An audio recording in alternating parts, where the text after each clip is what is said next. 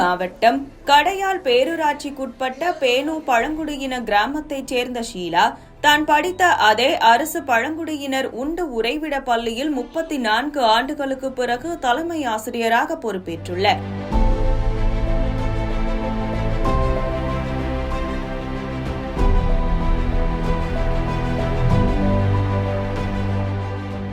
ஷீலாவின் தந்தை கோவிந்தன் அரசு ரப்பர் கழகத்தில் பணிபுரிந்தவர்.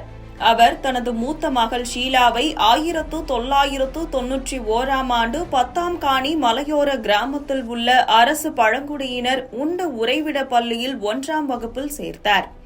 ஷீலா அந்த பள்ளியின் விடுதியிலேயே தங்கி படித்தார். 2002ஆம் ஆண்டு +2 தேர்வில் வெற்றி பெற்றார். ஆசிரியராக வேண்டும் என்ற கனவுடன் திண்டுக்கல் ஒட்டஞ்சத்திரம் ஆசிரியர் பயிற்சி நிறுவனத்தில் மெரிட் அடிப்படையில் பயிற்சி பெற்றார். 2007ஆம் ஆண்டு ஈரோடு மாவட்டத்தில் ஆசிரியராக தனது பணியை தொடங்கினர். தான் படித்த 10ஆம் காணி அரசு ஆதிதிராவிடர் உண்டு உறைவிட பள்ளியில் ஆசிரியராக பணிபுரிய வேண்டும் என்ற விருப்பத்துடன் ஷீலா இருந்துள்ளார். தனது மாவட்டத்திற்கு மாற்றலாகி பேச்சிப்பாறை அரசு பள்ளியில் பணிபுரிந்து வந்த ஷீலாவிற்கு 2 ஆண்டுகளுக்கு முன்பு வட்டப்பாறை பள்ளியில் தலைமை ஆசிரியராக பதவி உயர்வு கிடைத்தது. தற்போது தான் விரும்பியபடியே 10ஆம் காணி அரசு ஆதிதிராவிடர் உண்டு உறைவிட பள்ளியில் தலைமை ஆசிரியராக பணியாற்ற வாய்ப்பு கிடைத்துள்ளது.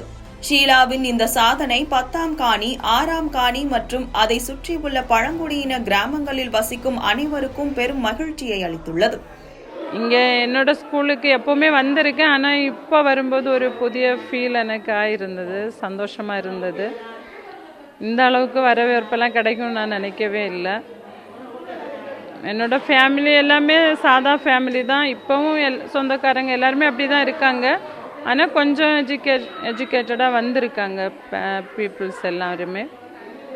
பசங்க எல்லாம் படிக்கணும், அது ஒன்று தான் எனக்கு நான் சொல்ல போகிற விஷயம்.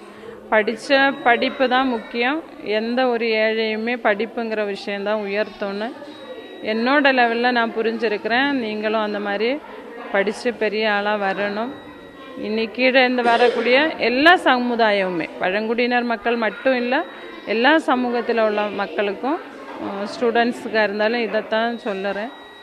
எப்போவுமே தேவையில்லாத விஷயங்களில் நிறைய கவனம் செலுத்துகிறாங்க இப்போ உள்ள பசங்க. அதையெல்லாம் விட்டுட்டு படிப்பு தான் நமக்கு முக்கியமானது. அந்த படிப்பு, அதனால் வரக்கூடிய வளர்ச்சி எதிர்காலத்தில் நமக்கு நிறைய எல்லாத்தையும் கொடுக்குங்கிறத ஞாபகம் வச்சு நல்லா படிக்கணும், பெரிய ஆட்களாக வரணும். இன்னும் இந்த ஊரை இன்னும் மேன்மேலும் மரியாதைப்படுத்தணும் அப்படின்னு நான் கேட்டுக்கிறேன்.